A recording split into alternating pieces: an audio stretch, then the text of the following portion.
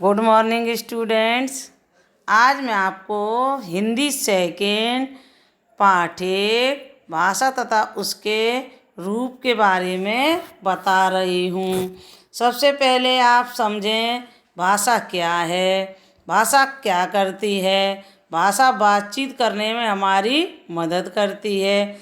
आप सभी जानते हैं हिंदी हमारी राष्ट्रभाषा है। आप इस चित्र को देख रहे हैं। इस चित्र में बच्चे क्या कर रहे हैं? वे खेल रहे हैं, गोल गोल घूम रहे हैं और गाना गा रहे हैं। हम अपनी बात को दो तरह से किसी के सामने रख सकते हैं, पहले बोलकर और दूसरा लिखकर। लड़कियां खिलौनों से खेल रही हैं। वे सभी आपस में क्या कर रही हैं? बात भी कर रही हैं। जब हम लिखकर कुछ बताते हैं, कोई दूसरा उसे पढ़कर समझता है। भाषा तथा उसके रूप। अब मैं आपको ये बता रही हूँ भाषा शब्द का अर्थ क्या है। भाषा शब्द भाष धातु से बना है, जिसका अर्थ है बोलना। जब आप कुछ कहना चाहते हो तो क्या करते हो? बोलते हो। बोली को भाषा कहते हैं। आपने देखा होगा कि सभी पशु पक्षी अपनी अपनी आवाज़ में अपनी बात करते हैं, जैसे वे आपस में समझते हैं। शेर गुर गुर करके घुर्राता है, कबूतर गुटर गूं करता है, चूहा चूं चूं करता है, मेंढक टर टर करता है। ये क्या है? ये सारी उनके भाषा कहने या बोलने का तरीका है। छोटा बच्चा रोकर या हंसकर ही अपनी बात कह सकता है, क्योंकि वह उस समय उस बात को बोल नहीं पाता है, इसलिए वो इशारों से कहता है। उसके रोने से हम जान जाते हैं कि वह भूखा या परेशान है।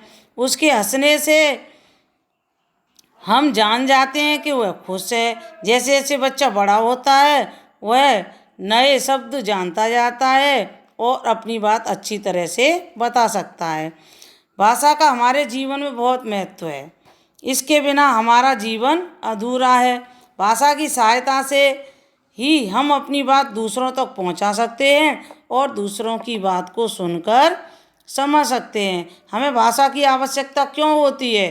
अपनी बात कहने, सोचने, समझने या पूछने के लिए हमें भाषा की आवश्यकता होती है। भाषा के कितने रूप होते हैं? हमने अभी थोड़ी देर पहले ही आपको बताए थे। भाषा के दो रूप होते हैं, पहला मौखिक रूप और दूसरा लिखित रूप। नीचे के चित्रों को ध्यान से देखो और बताओ कि इन चित्रों में क्या हो रहा है।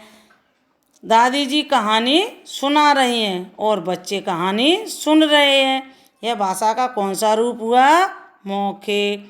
मौखिक भाषा का प्रयोग हम बातचीत में, भाषण देने में, नाटक, फिल्मों में, किस्से कहानियाँ सुनाने में और बोलकर पढ़ने, समाचार, कविता आदि में करते हैं। इस चित्र में आप देख रहे हैं कि अध्यापिका श्यामपट्ट पर कुछ लिख रही है। उसे पढ़कर सभी बच्चे समझ रहे हैं। यह भाषा का लिखित रूप है। लिखित का क्या अर्थ होता है? लिखा हुआ।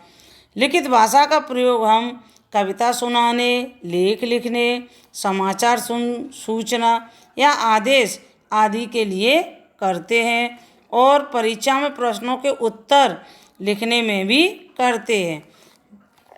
धन्यवाद।